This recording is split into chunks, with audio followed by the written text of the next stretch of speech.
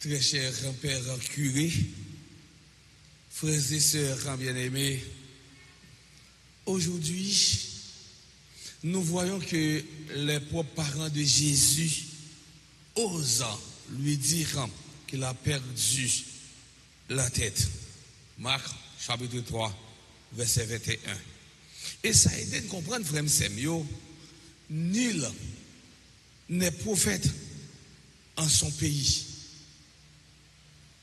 Pour Jésus, ce qui compte avant tout, c'est de rejoindre et de sauver ceux qui sont loin. Soigner, prendre soin si l'aïo qui blessé.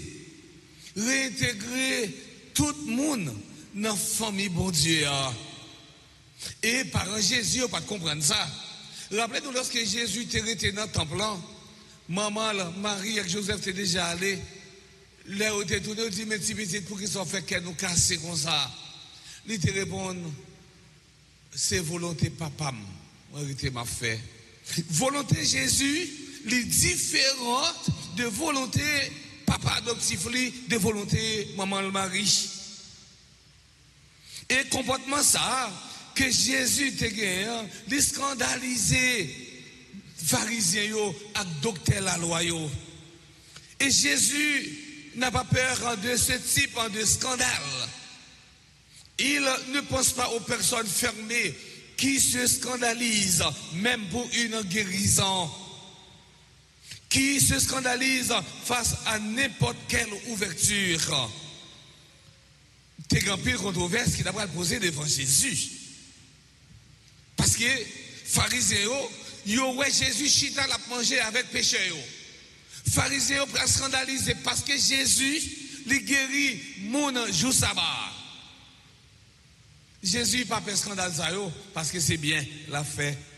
À n'importe quel pas qui n'entre pas dans leur schéma mental et spirituel, à n'importe quelle caresse ou tendresse qui ne correspond pas à leurs habitudes de penser et à leur impureté rituelle. Il a voulu intégrer les exclus. Sauver si l'aïo qui est en dehors de comportement là. Nous jouons ça dans Jean chapitre 10.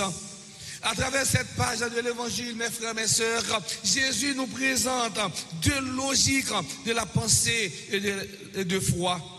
Premièrement, la peur de perdre ceux qui sont sauvés. Deuxièmement, le désir de sauver ceux qui sont perdus. Mais objectif fondamental, Jésus, l'IPE, pour ne pas perdre ça qui déjà sauvé. Mais tout, désir, tout, c'est sauver tout le monde qui est perdu.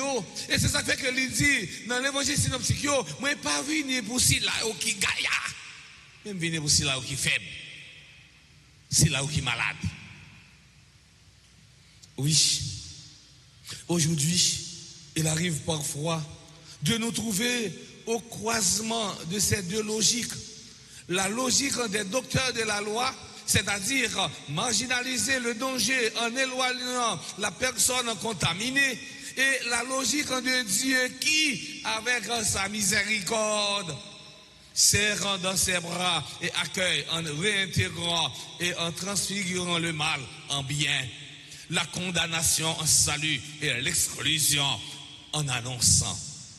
Frères et sœurs bien-aimés, ces lectures nous posent une question essentielle. Comment vivons-nous notre foi? Et dans les moments d'épreuve, comme j'en t'entendais toute semaine dans la première lecture, comme David, savons-nous faire confiance à la promesse de Dieu? Mes frères, mes sœurs, en ce deuxième samedi du temps ordinaire, qui coïncide avec la mémoire de Saint François de Sales, tournons-nous vers la Vierge Marie, modèle de foi et d'humilité. Qu'elle nous aide à écouter la voix du Seigneur, à raviver le don de la foi et à servir avec un cœur généreux pour la gloire de Dieu et pour le bien de nos frères. Amen.